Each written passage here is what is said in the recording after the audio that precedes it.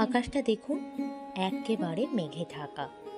আজ 2-3 দিন যাবৎ হলো এক লাগার বৃষ্টি হয়েই যাচ্ছে। এবছরের সেরা বৃষ্টি বলতে পারেন। খবরে বলছে নিম্নচাপ হয়েছে।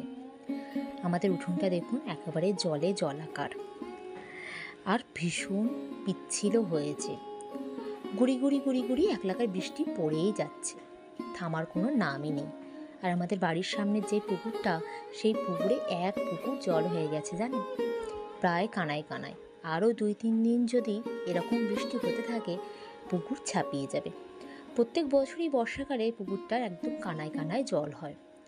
তখন যে যেখান থেকে পারে জামা কাপড় কাচা, বাসন মাজা করতে থাকে। আর আমাদের উঠোনটা এত পিছিল হয়েছে, এখন একটু ঝাড় দিয়ে নিচ্ছি। সকালবেলা বৃষ্টিতে ভিজে ভিজেই বাসি কাজ সমস্ত সারা হয়ে গেছে। তার মধ্যে উঠোন ঝাড় দেওয়াটাও ছিল। তখন প্রচুর বৃষ্টি হচ্ছিল সকালবেলা জানেন। তখন তো খুব ভালো করে ঝাড়টা দিতে পারিনি।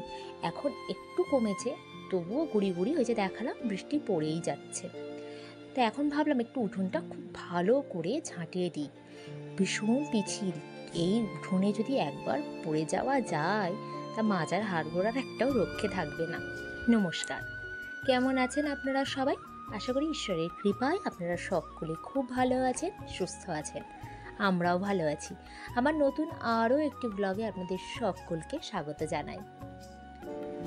সকালবেলায় বিছনা তোলাটা তো একটা কমন ব্যাপার, কিন্তু সব থেকে বেশি যে বিরক্তির কাজ, সেটা হচ্ছে এই বর্ষাকালে জামা কাপড় মোটেই শুকোতে চায় না।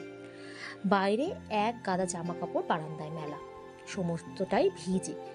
যে কটা জামা কাপড় শুকাচ্ছে, সেগুলো আবার ঘরে এসে পাখার তলায় দিয়ে দিচ্ছি। আর এই যে সমস্ত কাজকর্ম মিটিয়ে এখানটা একটু ঝাড়পোছ করে নিচ্ছি। সকালে তো কাজের শেষ থাকে না। আর আমার মনে হয় বর্ষাকালে চারিদিকটা একটু বেশিই নোংরা লাগে। আমার ঘরে দামি আসবাবপত্র নেই, কোনো লাক্সারি জিনিসপত্রও নেই, কিন্তু যেটুকু আছে সেটুকু একটু গুছিয়ে গাছিয়ে পরিষ্কার পরিচ্ছন্ন করে রাখতে ভালোবাসি। সকালবেলা একবার চা খেয়েছি। আমি লাল চাটাই বেশি পছন্দ করি, কিন্তু এই বৃষ্টি বৃষ্টি ওয়েদারে ভাবলাম নিজের জন্য এক কাপ দুধ চা বানিয়ে নিই।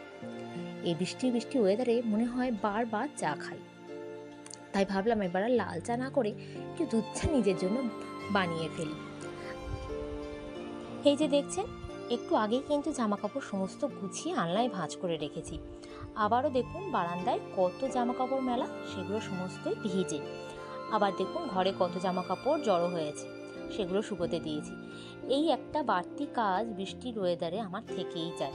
আর এটাই আমার সব থেকে মনে হয় যে খুব কষ্টের একটা কাজ, যে বারবার জামা কাপড় তোলো, ফেলো, সেগুলো আবার শোকাও, আবার পরের দিন কি পরবো না পরবো সেটাও আবার জোগাড় করে রাখা, এই আর কি।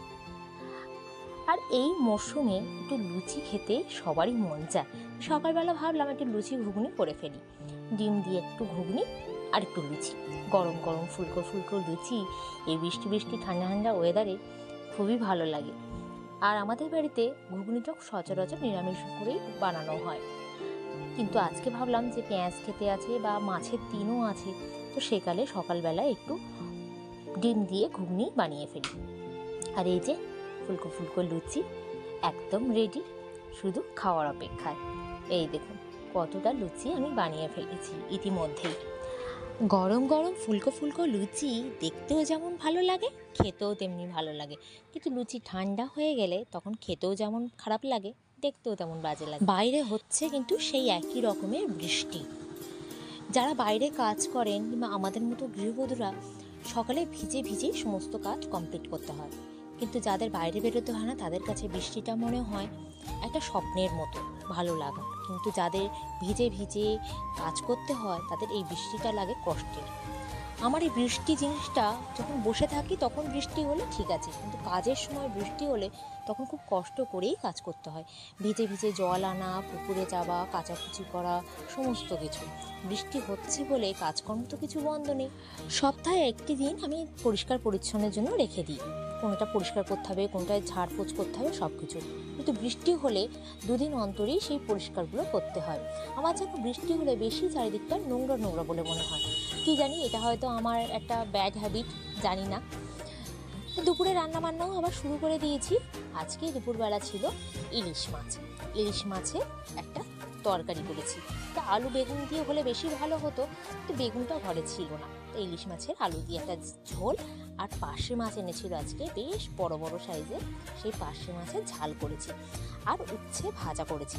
আর একটা জিনিস আপনাদের দেখাতে ভুলে গেছি, সেটা খাওয়ার সময় দেখাচ্ছি, এই ইলিশ মাছের তেলটা, এটা আমার গরম ভাতের সঙ্গে মেখে খেতে খুব ভালো লাগে। আর হ্যাঁ, আরও একটা কথা আপনাদের জানিয়ে রাখি, এই ইলিশ মাছের তেলটা আরও একটু রেখে দিয়েছিলাম পরের দিন সকালবেলা গরম ভাতের সাথে খাবো বলে। আমি এই ইলিশ মাছের তেলটা ভীষণ ভালোবাসি। শুকনো লঙ্কা একটু হলে ভালো হতো, কিন্তু শুকনো লঙ্কাটা ছিল না বলে কাঁচা লঙ্কাই তুলে নিলাম। এমনি আমি ঝাল পছন্দ করি না, কিন্তু এই যে সেন্টটা বা কাঁচা লঙ্কার ঝাঁঝটা, এটা খুব ভালো লাগে। এটা হলো সন্ধ্যেবেলার মুহূর্ত, মেয়েকে খাবার খাইয়ে ওকে পড়তে পাঠিয়ে দিয়েছি। তারপর ভাবলাম যে বইয়ের টাকাটা একটু গুছিয়ে নিই, কিছু কিছু জিনিস ও খুঁজে পাচ্ছিল না, তো সেইগুলোই দেখলাম, টাকা গোছাতে গিয়ে দিব্যি পেয়ে গেলাম। তো ওই এই জায়গাটা একটু গুছিয়ে রাখি, তারপর ওই এসে দেখলে তো অবাক হয়ে যাবে যে আমি এটা গুছিয়ে দিয়েছি ওই বইয়ের টাকা। আজকের মতো ব্লগটা আমি এখানেই শেষ করছি। দেখা হবে আপনাদের সঙ্গে আগামী দিন নতুন কোনো ব্লগের সাথে। আপনারা সকলে খুব ভালো থাকবেন, সুস্থ থাকবেন, সাবধানে থাকবেন, নিজেদের খেয়াল রাখবেন। আজ আসি।